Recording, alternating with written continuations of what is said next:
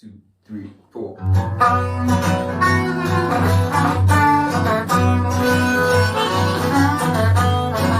That's for an eye and 2 for a 2. When I find you, you're gonna move. Take the shirt straight off of my back. Around my hands and my eyes are black. The change for me is good for the soul, and I guarantee that it ends real lonely. When I'm stripped back to the best of skins, nothing to lose but plenty to win. Spinning my heart with your mouth full of lies, walking around with your head held high.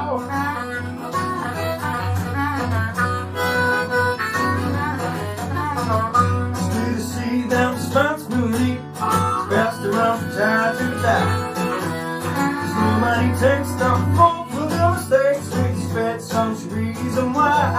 When I'm stripped back to the best of skins, nothing to lose but plenty to win. Spinning my heart with your mouth full of lies, walking around in your suit and tie. Thank you very much.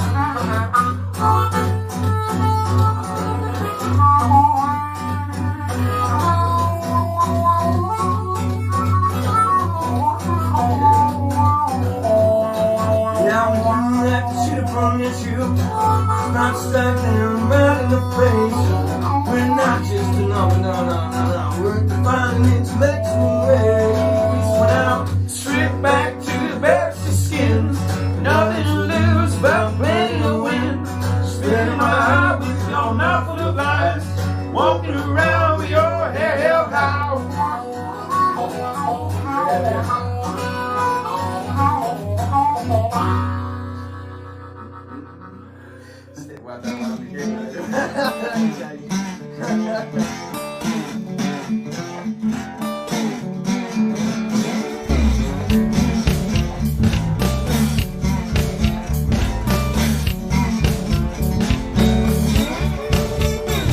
I am what I am. My daddy's blood and my mama's soul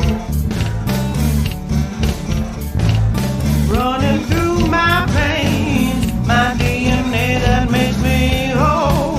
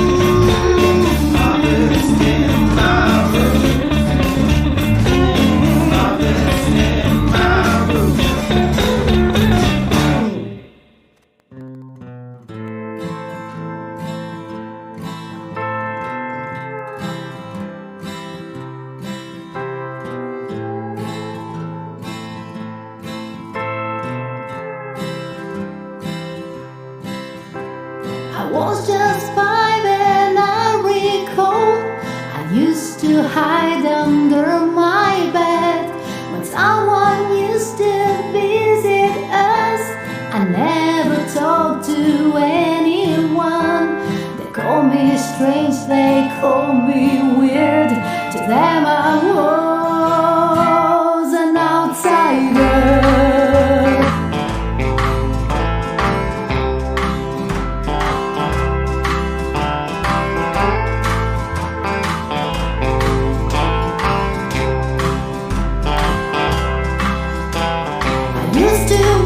Kids playing games far away from where they were.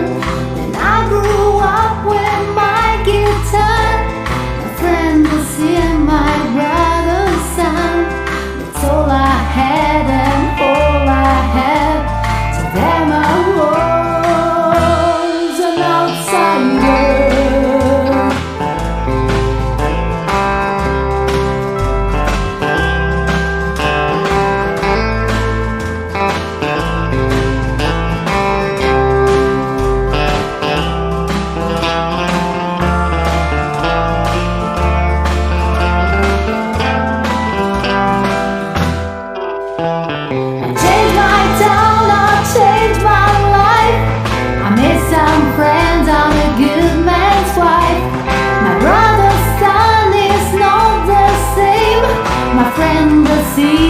It's not right here.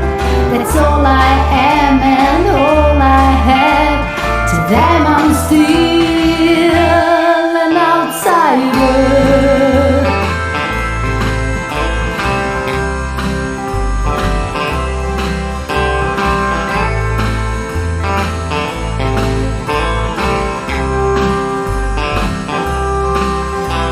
I don't know if you will understand.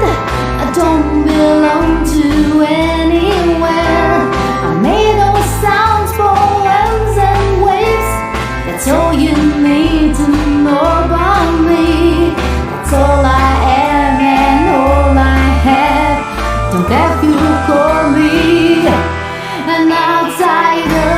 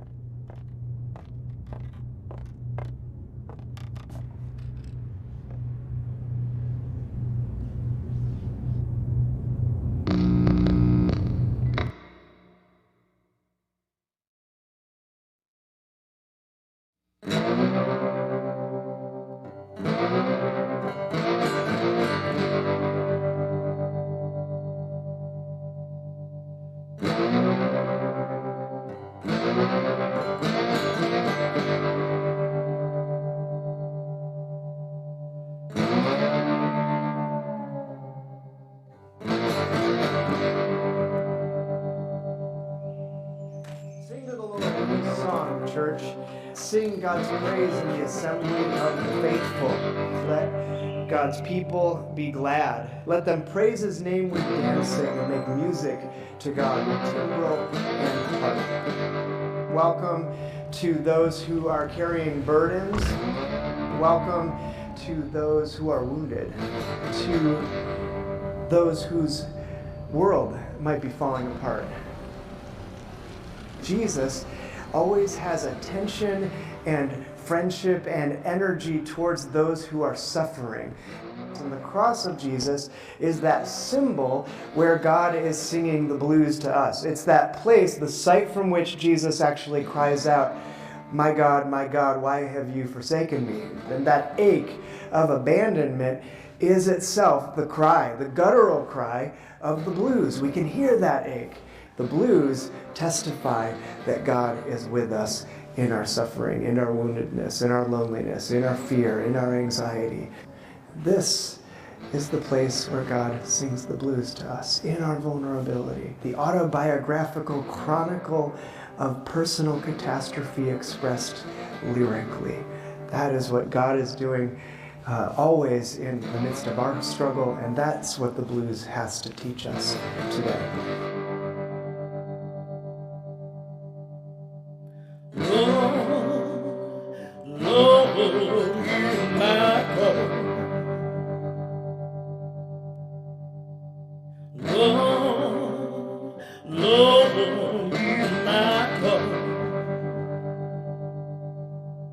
I'm so lost without you.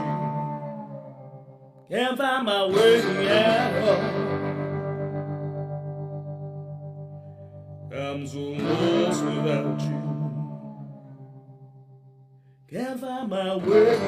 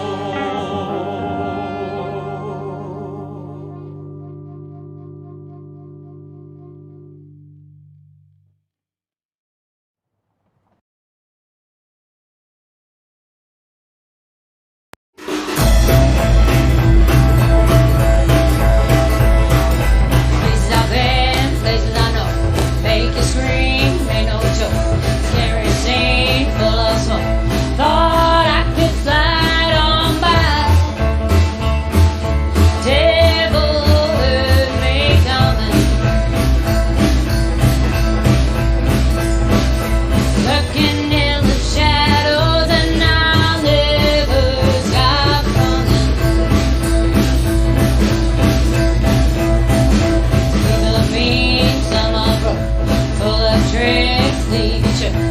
I'm in the place, I'm on tour. Thought I could slide on by. Devil heard me coming. Lurking in the shadows and I never stop running. Time and time and time and time again. Keep running from the devil who says he only wants to be praised. See if I feel the burn, takes you high, makes you learn. Smoking ties, no concern. Thought I could slide on by. Devil heard me coming. Looking in the shadows and I'll never stop running.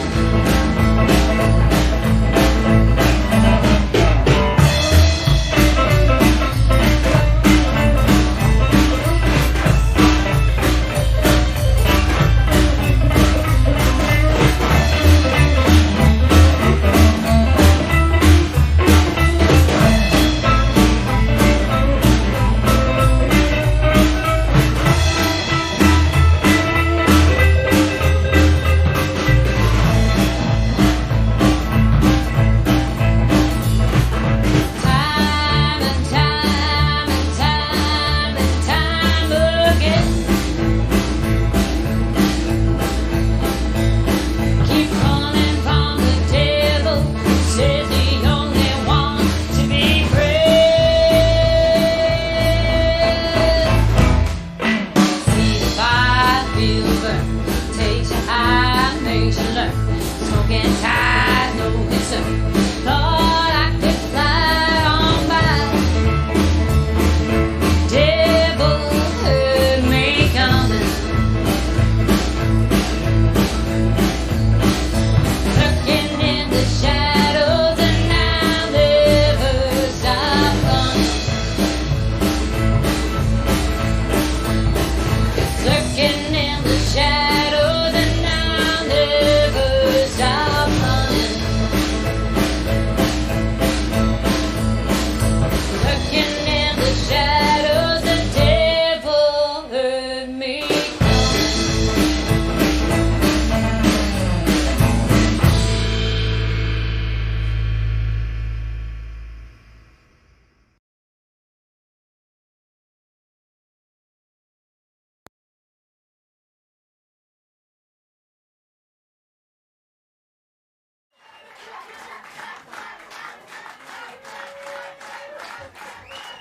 I want to talk about it.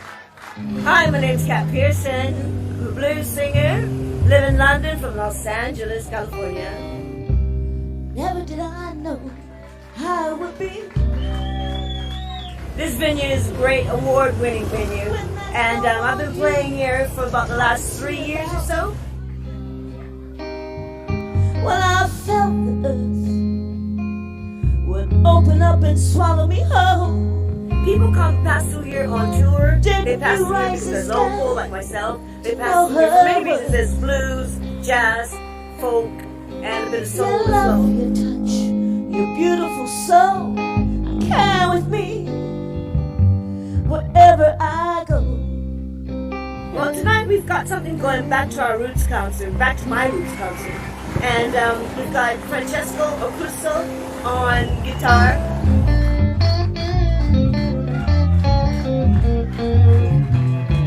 Vincenzo Virgilito on bass and double bass. Kat, I think you're superb. You've got total confidence. Fantastic. Really good, authentic, please. Really good. I think it's great. She's really feeling and singing with passion, so it's really great. It was brilliant. She's brilliant. It's Friday night, Halloween parties and shit, isn't it? I got some spooky stuff at home. I'm serious, man. Anybody coming back, you welcome, you know what I'm saying? Yes, the album is being mixed now in the United States. I haven't titled it yet. I think it's going to be When the Blues is Over, but I'm not sure. For some reason, the title's not sticking. But the album's being mastered now. My daddy said, come sit next to me. I got something I want you to hear. Gonna tell you a story how it used to be back when I was a kid. There were some hard days, but I long for the old days down on Cane Creek. And it'll be out in the next couple of weeks, or definitely for Christmas. And there's a book that's written by Jennifer Noble, and it's a blues book about blues swimming, and I'm featured in that book as well. So the album and the book will be coming out around the same time of the year. We had the most fantastic time. Thank you, Kat. I've always sung the blues. It's part of my DNA. I knew it. I knew it like the back of my hand because it was always played in my house. And then somebody turned on the heat and it got really hot. Great. I was jamming. You've got such a powerful voice. Yeah. So much character on stage. It's amazing. That's up. That's right. Totally boosted up our whiskey sales. When the blues is over, go buy me a big car. Cruise down the street just like a big star. When the blues is over, go make the big bucks. Find me a good woman while I'm making a stack. You see, no one can tell me the hell what to do. Yeah, the audience was really good. The only thing, they were like, whoop, whoop, whoop. Like, but I could feel the energy as well.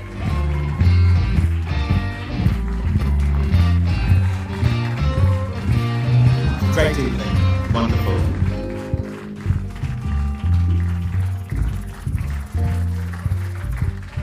My website, katpearson.com.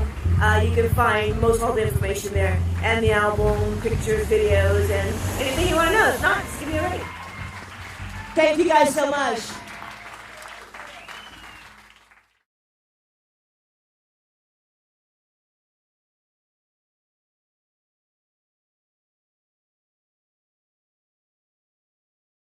Two, three, four.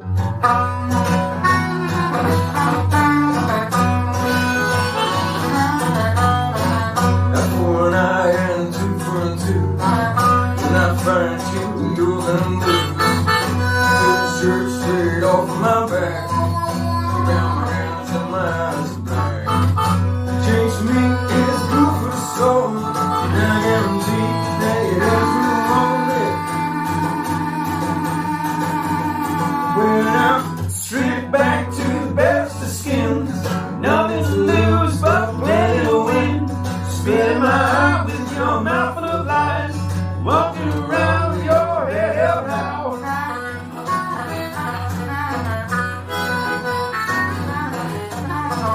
Still to see them responsibility wrapped around from time to time. Somebody takes the fault for the mistakes, we expect some reason why when I'm stripped back to the best of skins, nothing to lose but plenty to win. Spitting my heart with your mouth full of lies, walking around in your suit and tie.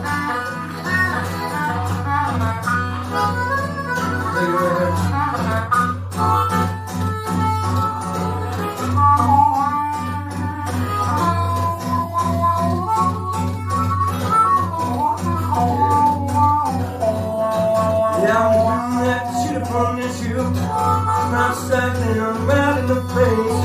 We're not just a number, no. Work to find an intellectual ways. When I'm stripped back to the best of skins, nothing to lose but plenty to win. Spitting my heart with your mouth full of lies, walking around with your hair held high.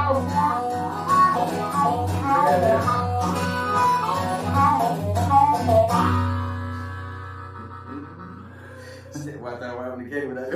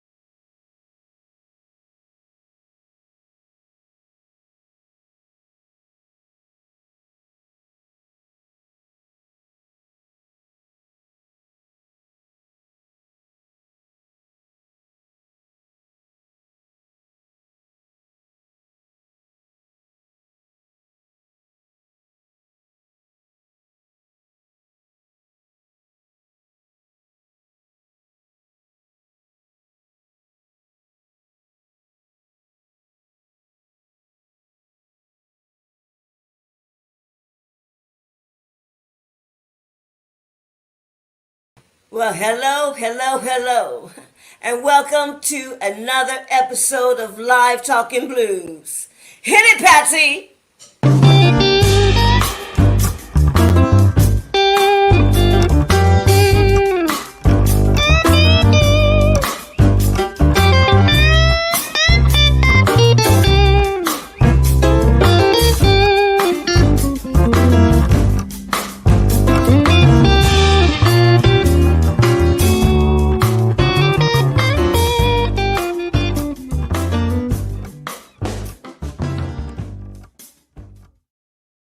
Well, good evening, peeps. Listen, question. How many porches do you see here in the UK? You guys know what a porch is, don't you? Well, back at home, you see, this is a place where you sit and sip iced tea, stomp and whistle and sing, right? So our next guest tonight, they play some cotton picking, porch stomping, watermelon eating blues. Would you please welcome to Live Talking Blues this Wednesday evening, Danny R and Paul Gillings. Come on in, guys. Hello. Hey. Hey, Betsy. How you doing?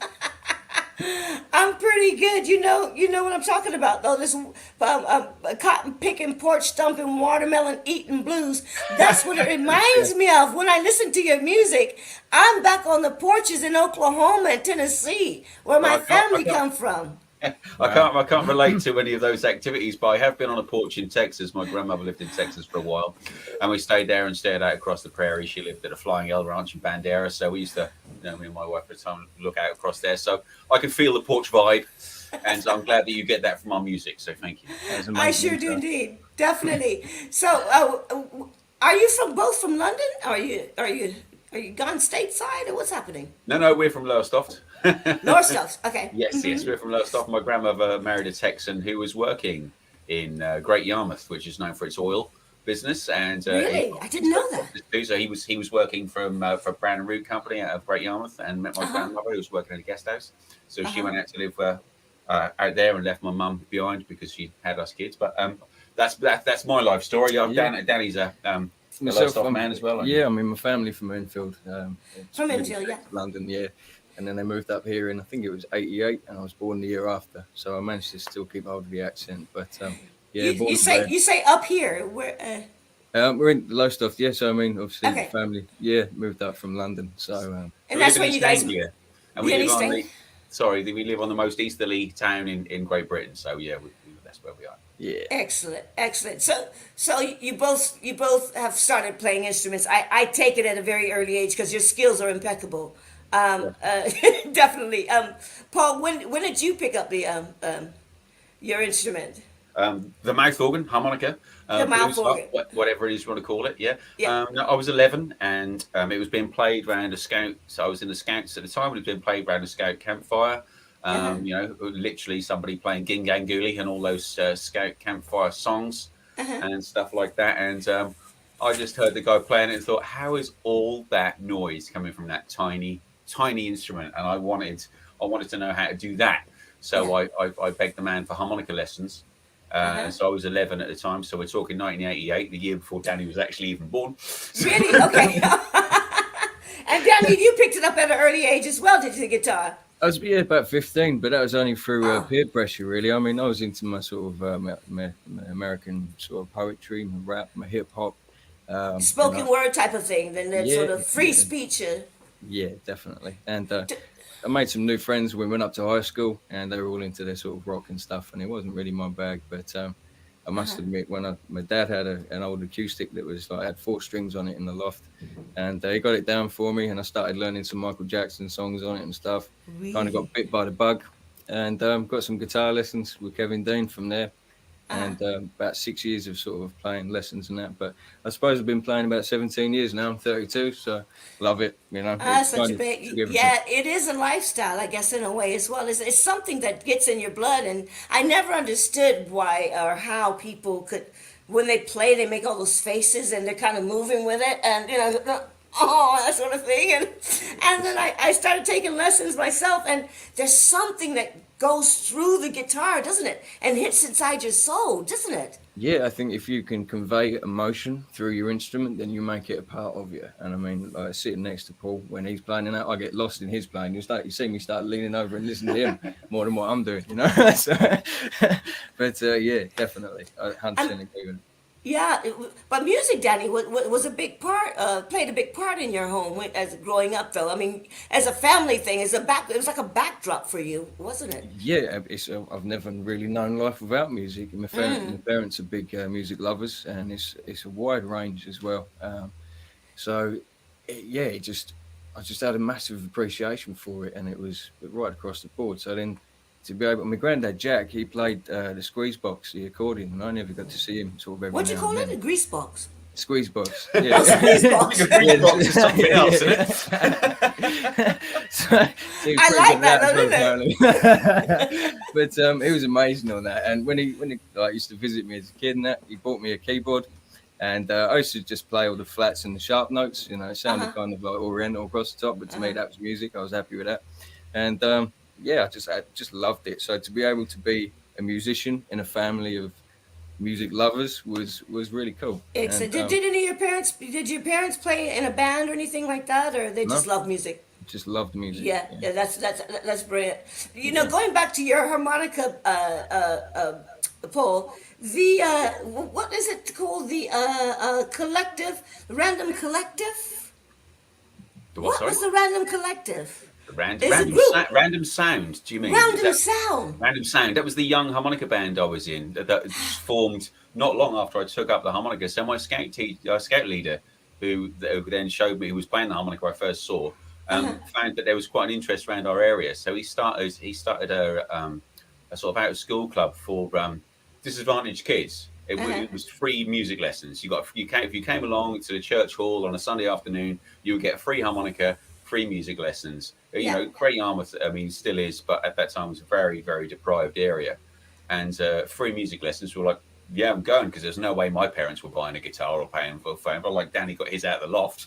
You know? There was no harmonicas or guitars in my loft, you know. You know, they were certainly like Danny's parents weren't going to buy them for us. Do you know what I mean? So, you know, we went along, and there was a whole bunch of us, about 30 of us kids. So we started to form little groups of harmonicas. So there exists.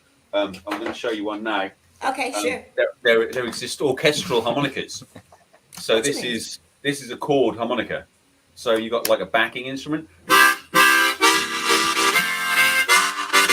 which plays the chords, and there's bass harmonicas. So there was 5 of us kids playing orchestral harmonica instruments, and we were all playing sort of, you know, well, the manager started writing tunes for us, and we got quite a bit of interest from that. So then that got picked up by a local TV station who did a feature on us, and then it got picked up by bigger TV stations. But we were on some kids' Saturday morning TV shows like the Wide Awake Club and Motormouth.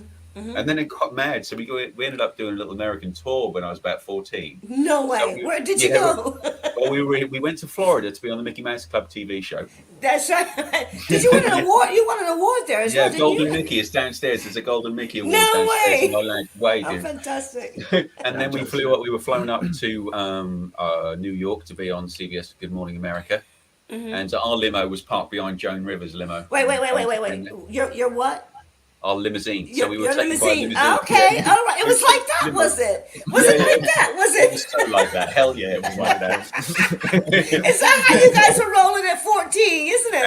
Absolutely. It was like I'd never been so far in my life, and I remember going down the limousine down because we stayed in the Park and Meridian Hotel, which is on Broadway, and we stayed. And I remember looking out of the limousine window and not being able to see the sky because the skyscrapers went up so high. But we did that, and then we went to Nashville, Tennessee, and we were on TNN's Nashville Now, which was I think filmed opposite the Grand Ole Opry. So that was our American tour. But apart from that, we did loads of TV shows over in England, and we toured Europe and stuff like that. And you also played Glastonbury, didn't you?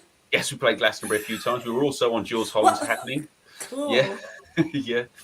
Oh yeah. Was that the Happening? Was that before his Juice Holland and what he does now? I guess in the round type of thing. That was on B Sky B. So it was anyone who had a squarial could see that. So all 5 people in Britain could probably have viewed that.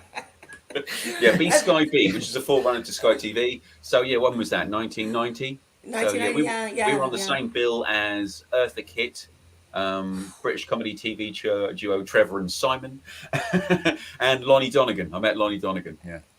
I don't. I know the name Lonnie Donegan, but How dare you?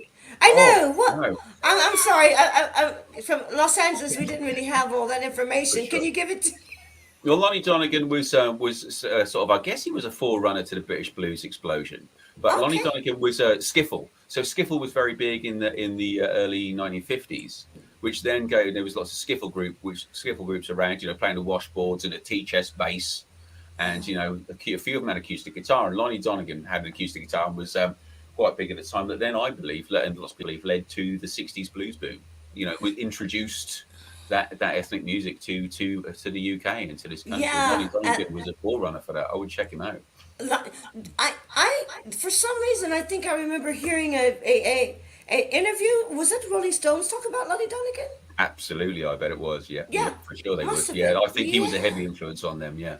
Yeah. And then they made it more popular, and if it weren't for them, we wouldn't know a lot of people like Muddy Waters and that worldwide. So we do thank them for bringing it up to the attention, because people like Lomax went around out in the countries, didn't they? Out in the Delta and everything to record it, and also had it been for the Lomaxes, I mean, that genre of music in which we love so much would have been lost. But Danny, after you picked up your guitar, and did you join a band, or what were you? What made you stick to it rather than go out and chase girls and play football? I did the first bit of that as well. Yeah, but I dropped the football. Just dropped the football. But the guy that had got me... or chase boys. I'm not going to be biased. We got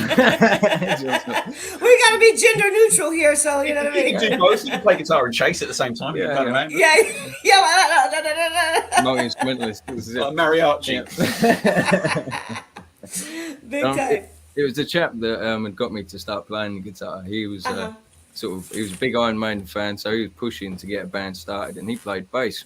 So I sort of jumped on the guitar and started playing like that, and we stayed in a band called Failing Duty that we was writing original rock songs in, and playing all the classic sort of covers as well that people want to hear. And just doing all the pub circuits, and we started that at about 16, did that through till it was about 2021. Were you allowed to do that at 16 in this country? Were you allowed to go into pubs and play? Obviously, I just wasn't allowed to drink. That was the only problem. So, okay, yeah. But it was great. Yeah, it was really good time. We played with a lot of the local bands that were sort of getting a big name for themselves and that. Yeah, definitely. But then after that, you sort of, you go your own ways. You sort of grow up. At that point, you have families, things going on, so everybody sort of goes their own way for a while. So I took a bit of a break out, to be honest. Yeah. And just did my own thing. Yeah. Well, let's we were meant to run a video ages ago. Let's get a little. Let's have a look at that little introduction video. It's only like 15 seconds, because this is a precursor to what's happening with you guys.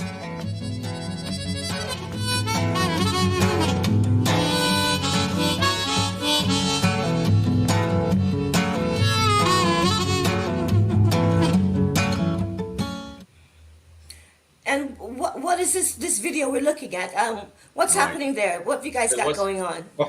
What's going on there is Danny and I sort of, we got together by, Danny was playing in a A&R night down at a local club called Club Uniquity. And what company was the A&R? Who was that for? It was just a local one they put on, and they don't really invite anybody. They call it that, but they don't invite A&R. Oh, I thought, Universal, Sony. Just like original numbers, they sort of have anything stuff. I think they call it that because they'd like to think that people would, and it'd be the kind of thing that they come to. But it's like there's usually one poet and a full band, a couple of duos, and some solo artists. And Danny was playing, and I was in a band later on in the evening, and I heard him play and was like, I need to buy his CD. Approached him, he said, I don't have any CDs. So I said, well, I've got a little home recording studio. Come and record with me. Long story short. Now. Yeah. I jumped in on harp. I'm cutting a very long story quite short for the sake of what's happening in that video. So we thought we'd get together and rehearse and stuff. So what you're seeing in that video is us two rehearsing in Cafe Studios, which is just down the coast here, about a mile away from where we are now. Yeah. And we set up 3 video cameras and set up our MacBook with GarageBand, so we could record it professionally with professionally sounding as well. And we just sat in that Tuesday morning because I was on late, weren't I? And you got me up early, man. No, you got me up early. I think I'd only been awake about a half hour at that point, you know. So we filmed like 3 hours, filmed and recorded about a 3-hour session, and with the aim of picking a few tracks out of that to try and make an EP. You know, so if we get some good cuts, if we get some good take out of that, we can call it an EP. We can sell it. So what you're seeing there is the video that goes with our release, the Cafe Studios EP. So we're actually in that video playing the Cafe Studios EP. Okay. Are we gonna could we hear some of that music off that EP? Which you got anything? We can indeed. You want to hear one now? I think that'd be a good idea. Okay, cool. Let's have a listen to something off this EP, and they can get this EP. We'll talk about this a little bit more in depth, but they can get this EP. When is it out?